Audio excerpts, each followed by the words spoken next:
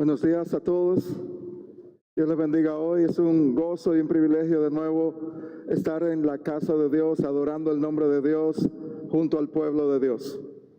Hoy continuamos en nuestra serie de Primera de Corintios que comenzamos hace un par de semanas. Y vamos a estar hoy en el capítulo 1. Pueden ir abriendo sus Biblias. Capítulo 1 de Primera de Corintios. Y hoy vamos, con la ayuda de Dios, a terminar el capítulo. Mi nombre es Luis y tengo el privilegio también de servir aquí en la iglesia Christ Fellowship como uno de los pastores, y aún más grande el privilegio de poder abrir la palabra de Dios hoy. Así que tengan sus Biblias listas en 1 Corintios capítulo 1, versos del 18 al 31. Oremos a nuestro Dios. Buen Padre que estás en los cielos, como cantamos hace un momento, fue tu gracia que mi vida cambió. Fue tu gracia que mi deuda canceló. Y es por tu gracia que hoy estamos aquí escuchando tu mensaje y listos para escuchar tu voz. Porque cada vez que abrimos tu palabra, escuchamos la voz del Dios Trino hablando a corazones de pecadores imperfectos. Te pido, Señor, que nos ayudes a escuchar tu palabra, a que no vuelva vacía, sino que sea de provecho para cada uno de nosotros, y que tú nos bendigas, Señor, mientras escuchamos tu voz, listos para obedecerla, listos para actuar de acuerdo a como tú nos hables hoy. Gracias, Señor, en el nombre de Jesús. Amén. Hay algo que mientras yo iba creciendo le llamaban la sabiduría del pueblo. No sé si han oído ustedes en sus países algo así. Por ejemplo, en mi país te decían, cuando yo iba creciendo, no abras la nevera después que acabas de planchar la ropa, porque te puede pasar algo malo. O también decía, si tú no salgas en la noche y tomes el sereno. Y mucha gente, si sentía un poco de gripe, se ponía una gorra. Pero mientras iba creciendo, todas estas cosas, esta sabiduría del pueblo era respetada. Pero al mismo tiempo, una y otra vez veía, mientras me iba haciendo más viejo, que era contrarrestada por la ciencia y decían, no, eso no es así. Lo que tú creías y te habían dicho hasta este momento en su vida es falso. Pero también hay cosas que la misma ciencia decía. Por ejemplo, el huevo. Todos ustedes han comido huevo, comen huevo de desayuno o de muchas otras formas. Pero el huevo, me encontré con un artículo esta semana que hablaba de los 50 años de la rehabilitación del huevo. Porque ¿qué pasa? En los años 50, el huevo era consumido en todas las familias, aquí en Estados Unidos y en el mundo, de muchas formas. Pero en el 60 se hizo una conexión donde el alto contenido de colesterol decían que afectaba el corazón, y la Asociación del Corazón en Estados Unidos dio una guía en el año 68 de que se podían solamente comer 3 huevos a la semana. O sea que por mucho tiempo la sabiduría médica decía, solamente consúmalo de esta forma si no quieren hacer daño a su cuerpo. Pero ¿qué pasó? En el 2000 o en los años 2000 comenzó la rehabilitación del huevo. Y ahora se ve como un alimento nutritivo que está de moda e importante como parte de la dieta.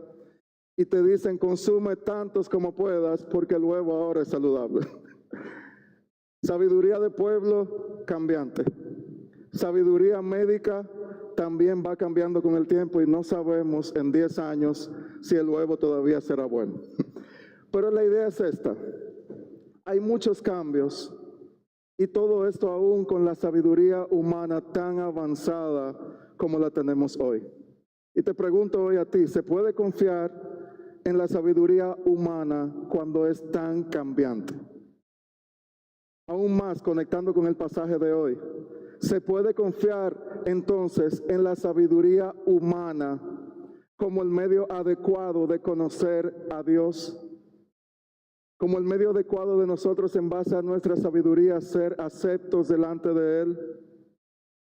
El texto de hoy nos lleva a considerar, cómo Dios actúa, cómo la buena noticia del Evangelio es obra y poder de Dios, y cómo Dios actúa de una manera especial para salvar a su pueblo que va mucho más allá que la sabiduría humana. Hoy vamos a estar viendo una gran batalla entre el poder del Evangelio contra la debilidad de la sabiduría humana. Y van a ser estos dos grandes puntos el día de hoy. El Evangelio es poder de Dios, en los versos 18 al 25. Y ese poder de Dios es visible a través del pueblo de Dios, que vamos a ver en los versos 26 al 31. Como ya dije, estamos en esta serie de Primera de Corintios. Y hasta ahora hemos visto cómo Pablo escribe esta carta a esta iglesia en una ciudad muy importante, comercialmente activa, que tendría grandes atractivos y también grandes problemas de moralidad e idolatría, los cuales se reflejaban también en la vida de esta congregación, de la iglesia de Dios en Corinto. Y la semana pasada vimos que Pablo se había enfocado en el problema que estaba surgiendo dentro de esta iglesia en Corinto, donde les habían informado los de Cloé que existían divisiones entre ellos. Y esas divisiones estaban basadas en preferencias sobre predicadores específicos, habiendo llegado al punto de que ponían su mirada sobre Pablo, Apolos, Pedro, pero no sobre Cristo, el que era el autor de la salvación de todos ellos. Y es en medio de todo esto que concluía él entonces la semana pasada en el verso 17, donde él decía, pues Cristo no me envió a bautizar, sino a predicar el Evangelio, no con palabras elocuentes, para que no se haga vana la cruz de Cristo. Concluía ese verso 17 con esa idea. A los que están creando divisiones, decía Pablo, les advierto, este tipo de acción no tiene ningún lugar dentro de su ministerio, ni dentro de la iglesia de Dios, ya que su labor principal era predicar el Evangelio. Y cuando se enfocaba todo el mundo en este tipo de cosas que traía división, se hacía vana la cruz de Cristo.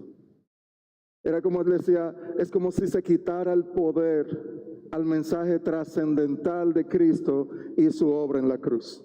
Y lo que él va a hacer a partir del verso 18 es recordarles a ellos y a nosotros hoy la naturaleza del mensaje de la cruz, la naturaleza del Evangelio, cómo este cambia lo que creemos que es sabio o lo que creemos que es normal, y cómo solamente en Cristo hay esperanza de salvación y posibilidad de unidad entre creyentes que son tan diferentes. En Romanos 1 incluso Pablo se consideraba como alguien, decía, apartado para el Evangelio de Dios. Y él decía que servía a Dios en la predicación del Evangelio de su Hijo. Y miren lo que sigue en el verso 18. Porque la palabra de la cruz es necedad para los que se pierden, pero para nosotros los salvos es poder de Dios. Un verso increíblemente cargado. Nos presenta por qué Pablo veía la división como algo que no compaginaba cuando se consideraba lo impactante que es el Evangelio. Y aquí él dice la palabra de la cruz. Y cuando ustedes oigan eso, no significa que hay una contraseña especial donde tú entras C-R-U-Z y se descubre un nuevo mundo de cosas. No es una contraseña, un código secreto. Él quiere decir con palabra de la cruz es el mensaje del Evangelio. El anuncio de las buenas noticias. Y si tú no has oído esa palabra evangelio hoy, o lo que él llamaba la palabra de la cruz, se la quiero resumir en 30 segundos, donde quiero que me pongas atención y escuche la noticia más impactante que tú puedes oír el día de hoy, si has venido incluso a visitarnos. Ese evangelio es el anuncio de buenas noticias, de que aun cuando estábamos muertos y perdidos en nuestros pecados, Dios en su perfecto plan envía a su Hijo a la tierra para vivir una vida perfecta que ni tú ni yo podíamos vivir. Y no solo eso, sino tomar el lugar de castigo que tú y yo merecíamos y hacerlo en una cruz. Ser exhibido públicamente como aquí está la ira de Dios sobre el pecado que necesita la justicia del Dios Santo. Y al mismo tiempo aquí está el hombre perfecto, el Dios hombre perfecto, que toma el lugar tuyo para que sea un sacrificio único, suficiente y por toda la eternidad, donde ahora tú puedes tener esperanza de que tú, que merecías estar en ese lugar de castigo eterno, ahora puedes tener esperanza eterna.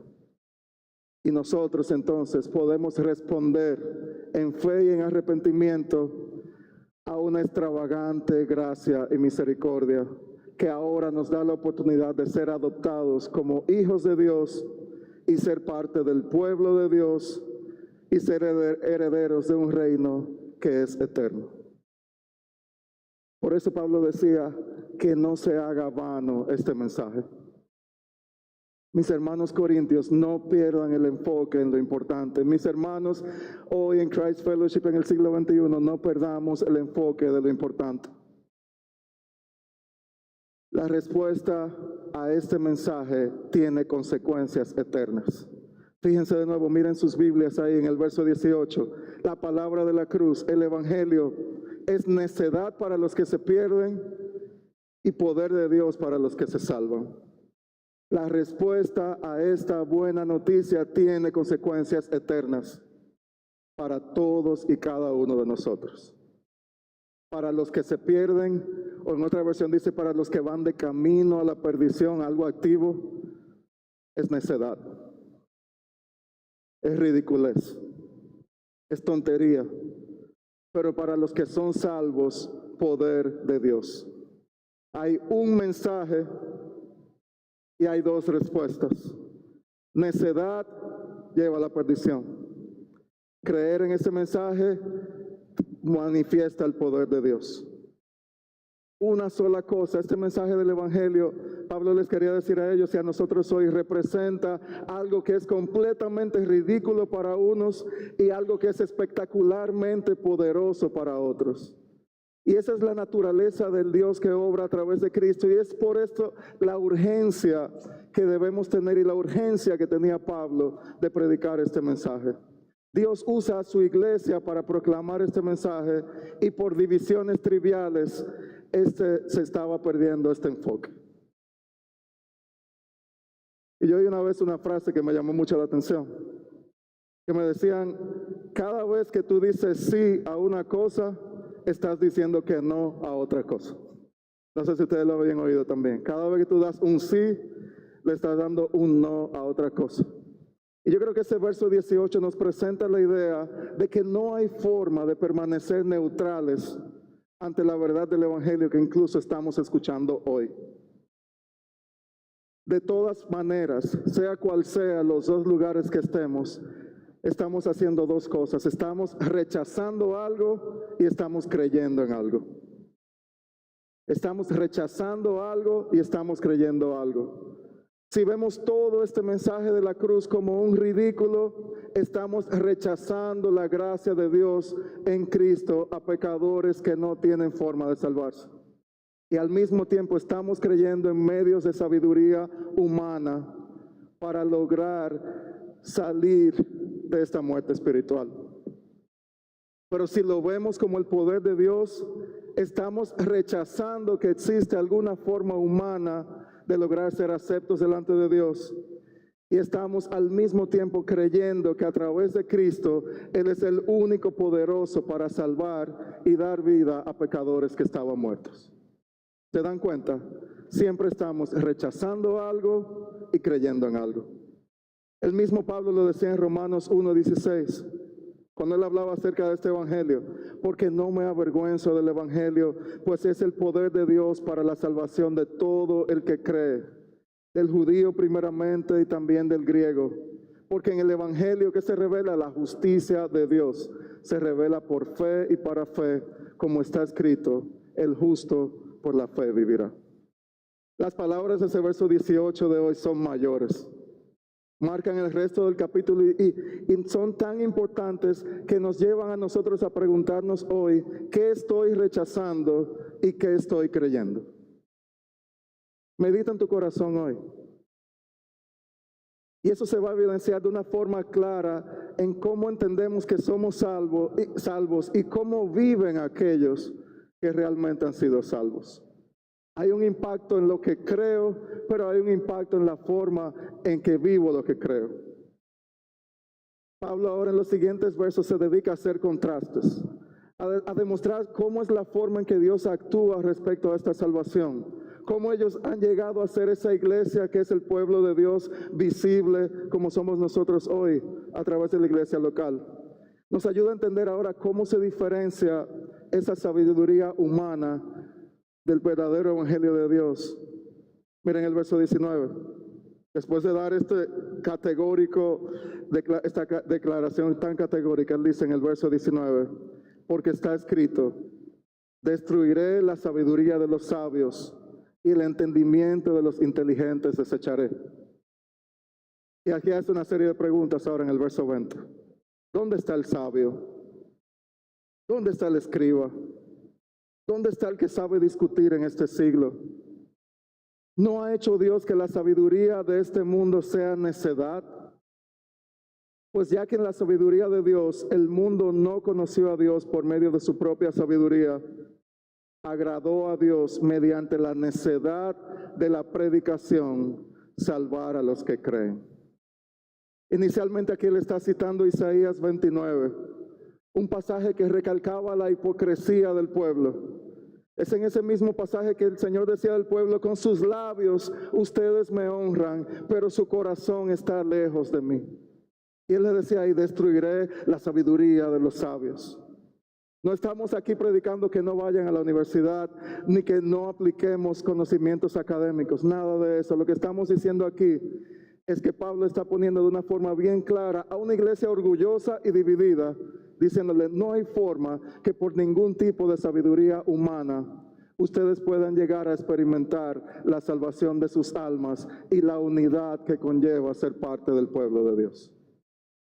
Pablo está definiendo cómo todo esto obra desde el punto de vista de Dios. La forma en que el ser humano conoce y se reconcilia con Dios y cómo Él crea a su pueblo no es a través de métodos ingeniosos humanos, no es en base a filosofías, a elocuencia o a poder personal. Y yo creo que en el mundo que vivimos hoy, si tú pones YouTube esta tarde, vamos a encontrar millones de filosofías diferentes sobre millones de temas diferentes, donde muchas veces nos basamos en creencias personales para definir cosas importantes. Y aquí Pablo está trayéndolo todo de vuelta. Él dice, esto es lo importante, la palabra de la cruz. Vivan de acuerdo a eso, y esta sabiduría humana no es la forma de hacerlo. ¿Y cuál es el método o el medio de comunicación que Dios utiliza para demostrar este poder del evangelio? Pablo lo repite varias veces. Varias veces se repite la palabra sabiduría en este texto y varias veces se repite la palabra predicación. La predicación es esa proclamación del mensaje que a muchos ojos parece ridículo para demostrar la verdadera sabiduría. La predicación tiene un lugar central dentro de la vida del pueblo de Dios. No solamente aquí, como la centralidad se hace el domingo en la mañana en la predicación de la palabra, pero incluso también en nuestras reuniones, en nuestras conversaciones. Hay formas en que este mensaje es proclamado y Pablo dice, agradó a Dios mediante la necedad de la predicación salvar a los que creen. Esa predicación es la proclamación fiel de la sabiduría divina para que el mensaje del evangelio sea comunicado con claridad, sin ser diluido o sin ser cambiado, para que su pueblo sea transformado. Y es por eso que la predicación debe ser hecha con reverencia, pero también con urgencia. Cada vez que tengamos la oportunidad de proclamar este mensaje de la cruz, hagámoslo con urgencia. Hay un mundo que está perdido en su propia sabiduría y en su propia forma de ver las cosas. La predicación entonces no es una labor de entretenimiento o una labor de curiosidad académica, es una proclamación urgente Es un hombre muriendo, hablando a personas que están muriendo, porque esta palabra de la cruz es lo que trae salvación a pecadores perdidos. Y nos dice la palabra que Dios utiliza a su iglesia para proclamar este mensaje por medio de la predicación. Y lo hacemos en el púlpito, lo hacemos en las plazas, lo hacemos en las mesas de nuestras casas. Y lo hacemos con urgencia para que nuestros hijos, para que nuestros amigos, para que nuestros hermanos entiendan que no hay nada más importante que esto. Que el Evangelio sea central y que lo hagamos con la confianza, esta proclamación de que Dios es el que transforma y cambia corazones. Entonces hasta aquí lo tenemos bien claro, hasta este verso. Dios no usa la sabiduría humana para salvar personas. Él usa la locura de la predicación, como se llama en otra versión. La locura de la predicación para proclamar el mensaje de salvación. Y ahora entonces Él va a dirigirse a los lectores de esa carta de una forma que ellos iban a entender también. Miren el verso 22. Porque en verdad los judíos piden señales. Los griegos buscan sabiduría, pero nosotros, otra vez, vuelve Pablo, pero nosotros predicamos a Cristo crucificado, piedra de tropiezo para los judíos y necedad para los gentiles. Sin embargo, para los llamados, tanto judíos como griegos, Cristo es poder de Dios y sabiduría de Dios. Porque la necedad de Dios es más sabia que los hombres y la debilidad de Dios es más fuerte que los hombres. Pablo sigue poniendo su argumento aún de una forma más clara. De nuevo les dice, hay un mensaje, aunque haya judíos y gentiles, hay un solo mensaje.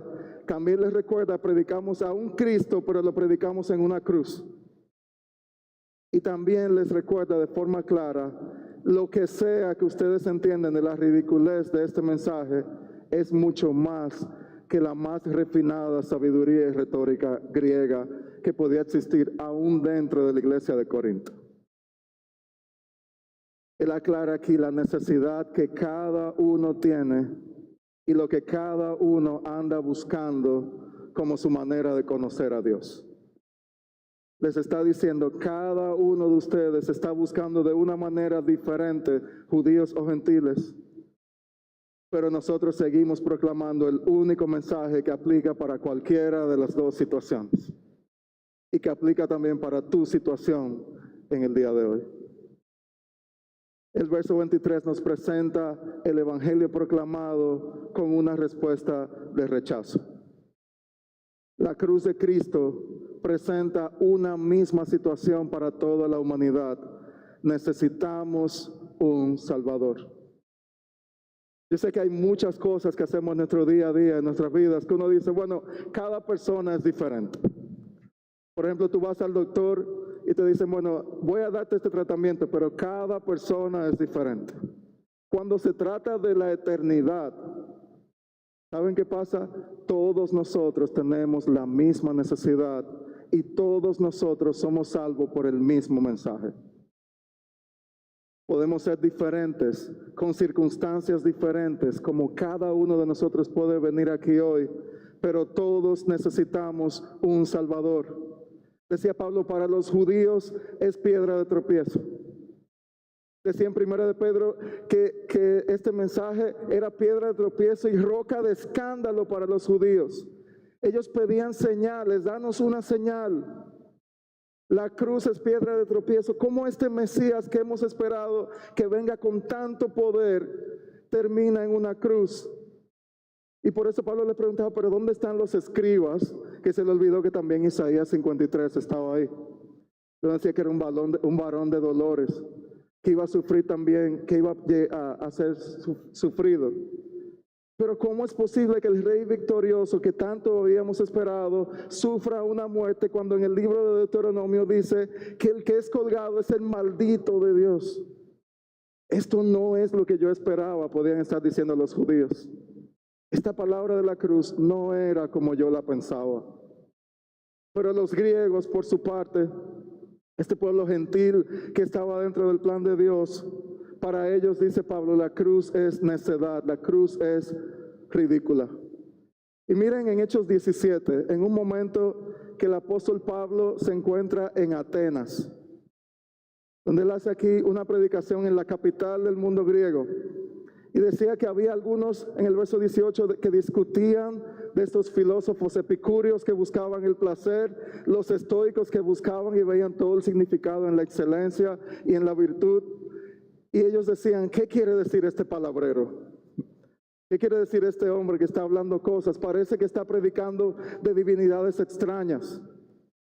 Y entonces llevaron a Pablo al Areópago, al centro, y le dijeron, ¿podemos saber qué es esto que usted está proclamando? Le hemos oído decir cosas extrañas.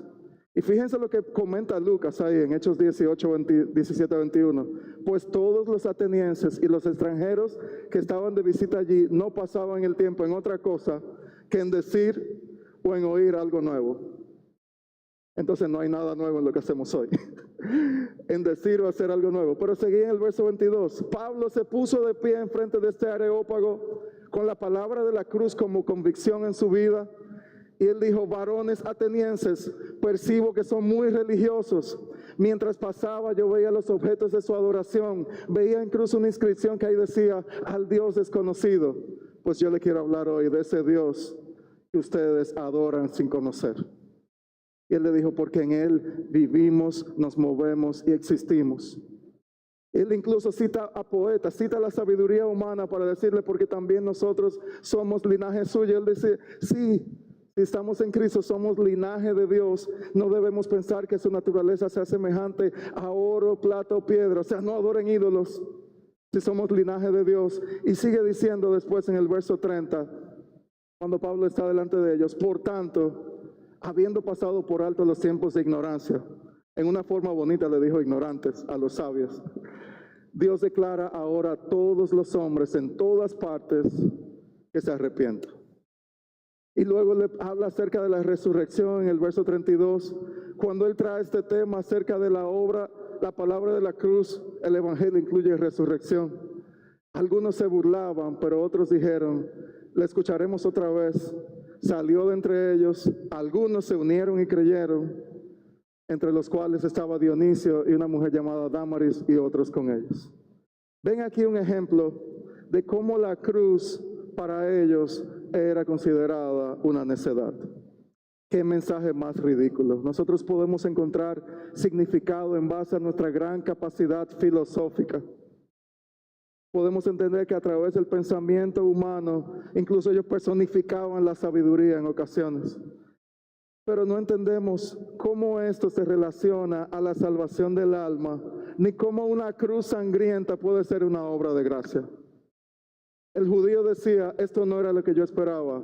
El griego decía, esto no tiene ningún tipo de sentido para lo que yo he aprendido y de lo que yo vivo haciendo cada día. Rechazamos algo y creemos en algo.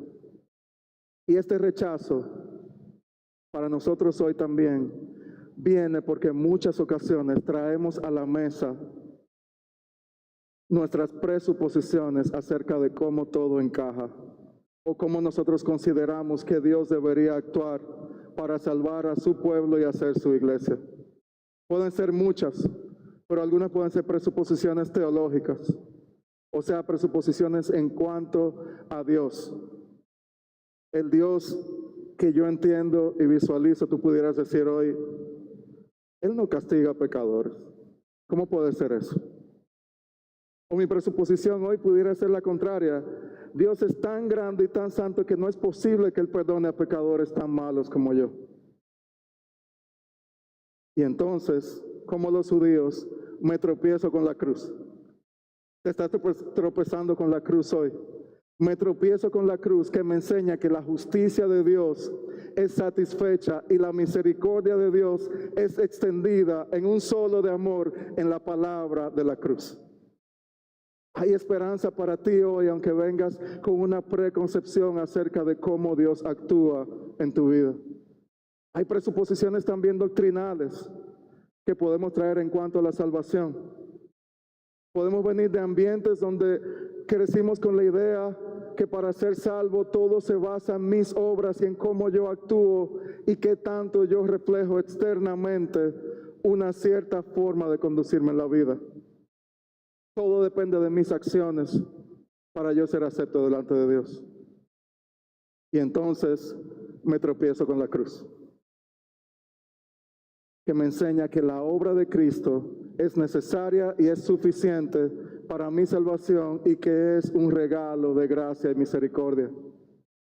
O también la preconcepción de que, bueno, si yo soy salvo por gracia, si yo soy hijo de Dios, entonces ya no importa cómo yo vivo en esta tierra.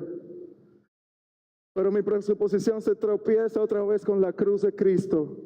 Y ahora entiendo que se necesitaba la perfecta obediencia de Cristo, que soy salvo por esa obra en la cruz y que ahora, ¿saben qué pasa? El que es salvo carga su cruz cada día. O puede ser basada en presuposiciones de mi propia experiencia. No entiendo cómo esto funciona cuando yo he vivido tantas pruebas y dificultades en mi vida. Cuando tengo tanta vergüenza por lo que he hecho. Cuando hay una culpa que controla toda mi existencia porque no encuentro una forma de librarme de esto.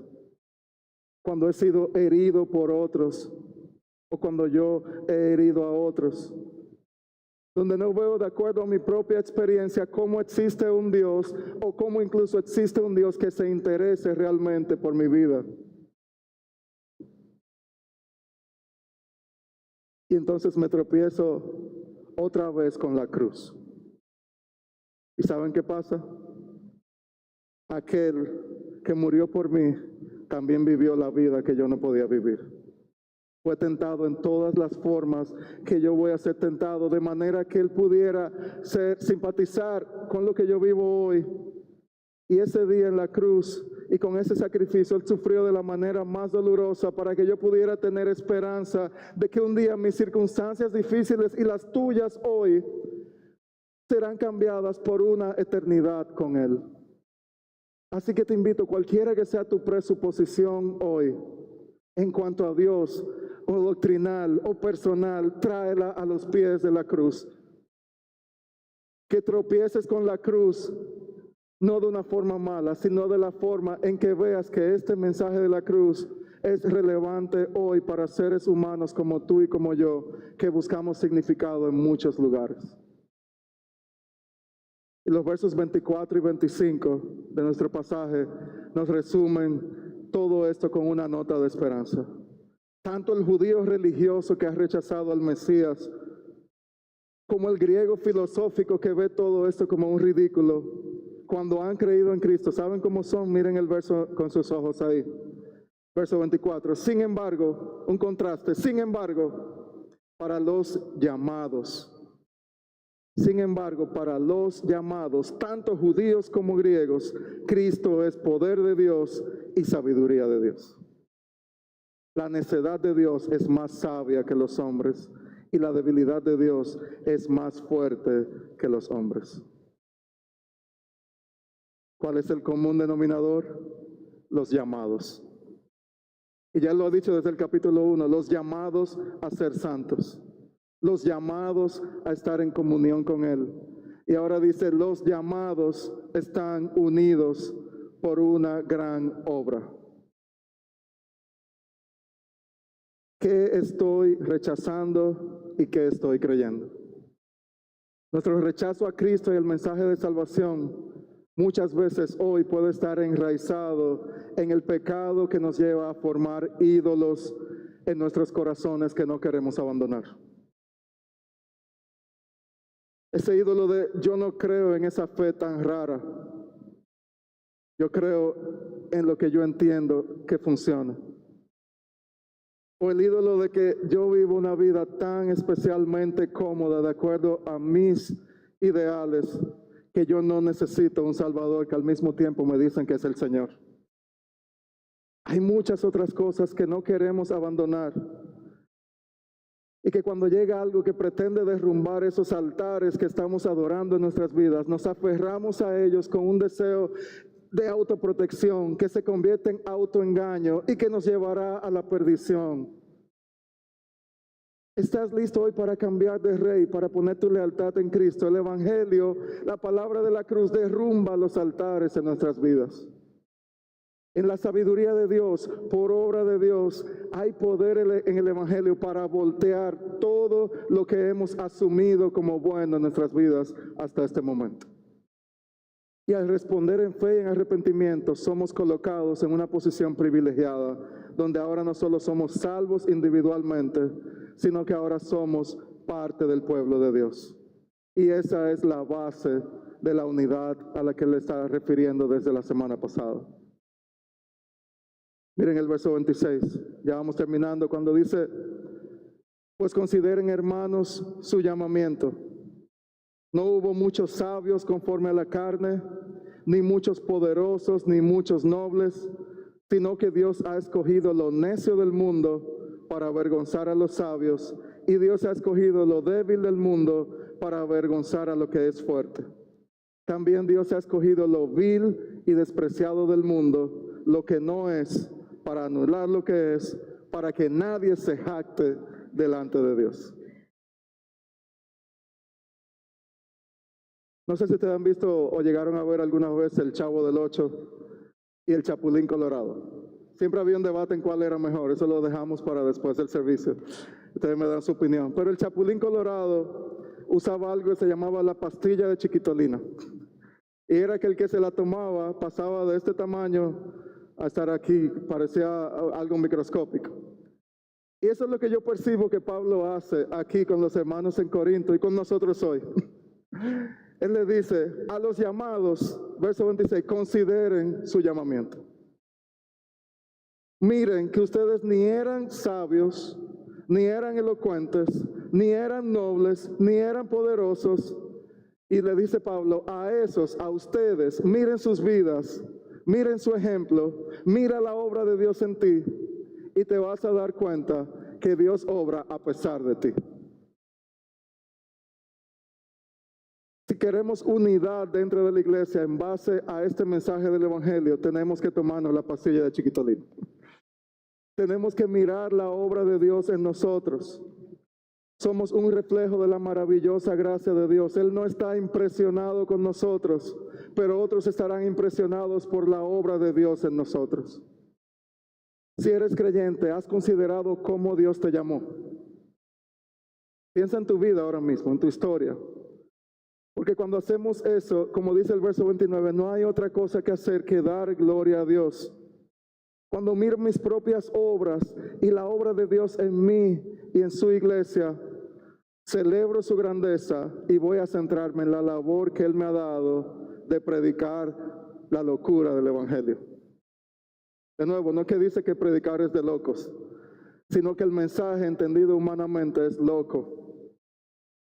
Y termina diciendo en el verso 30, pero por obra suya están ustedes en Cristo Jesús, el cual se hizo para nosotros sabiduría de Dios y justificación, santificación y redención, para que tal como está escrito, el que se gloríe en el Señor. Verso 29, que nadie se jacte. Verso 31, el que se gloríe en el Señor. En estos últimos versos, el poder de Dios visible a través del pueblo de Dios, que nos lleva a Pablo, mira la obra de Dios en ti. Y termina diciendo, mira a Cristo, la sabiduría y el poder de Dios. Todo este gran argumento que Él les presentaba a un pueblo orgulloso de su sabiduría terrenal, Él les decía, de la misma forma que ustedes personifican la sabiduría en sus días, y que nosotros hacemos hoy en base al éxito personal o en base a muchas medidas que cada uno de nosotros ponemos. Él dice, la verdadera sabiduría y el verdadero poder de Dios se encuentran cuando ustedes miran a Cristo. Él dice, por obra suya, Él se hizo para nosotros. Sabiduría de Dios, y habla el lenguaje de salvación. Declarados justos por su obra en la cruz, apartados para Él en la santificación, y rescatados por Él a través de esa obra de redención. Esa es la sabiduría de Dios. ¿Qué estamos rechazando hoy y qué estamos creyendo hoy? Preguntas importantes que nos deben mover, si no somos creyentes, a evaluar nuestro destino eterno, y si somos creyentes, a entender si estamos enfocados en lo esencial. Al escuchar esta palabra predicada hoy, espero que hayas captado la esencia del mensaje de la cruz.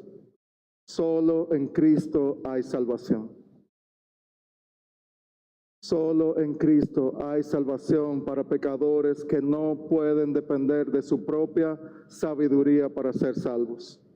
Que como iglesia podamos estar unidos, centrados en la grandeza de la cruz, en el poder de la resurrección, y que cambiemos nuestras presuposiciones por convicciones, con seguridad, fundamentadas en la palabra, y que nos ayuden a vivir juntos mientras luchamos en un mundo dividido y polarizado.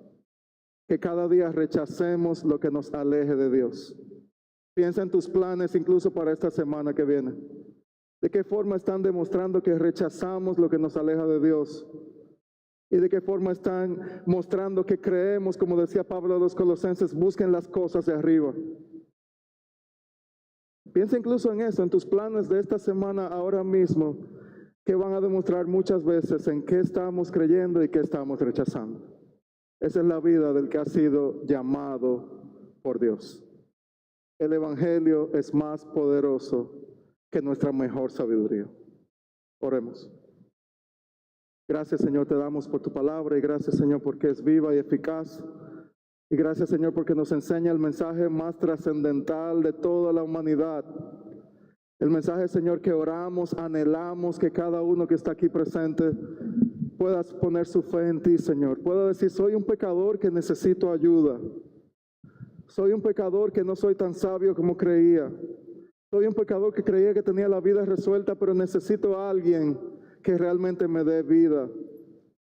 Y te pido, Señor, que si ese es el caso de personas aquí hoy, sus ojos puedan ser abiertos por tu evangelio, puedan experimentar ese poder que es esencial y especial y que solo viene de ti a través de Cristo. Ayúdanos a ser una iglesia que viva el evangelio y lo haga de forma unida en este mensaje de la cruz que parece locura para muchos. Gracias, Señor, por usarnos a nosotros a pesar de nosotros. En el nombre de Jesús. Amén.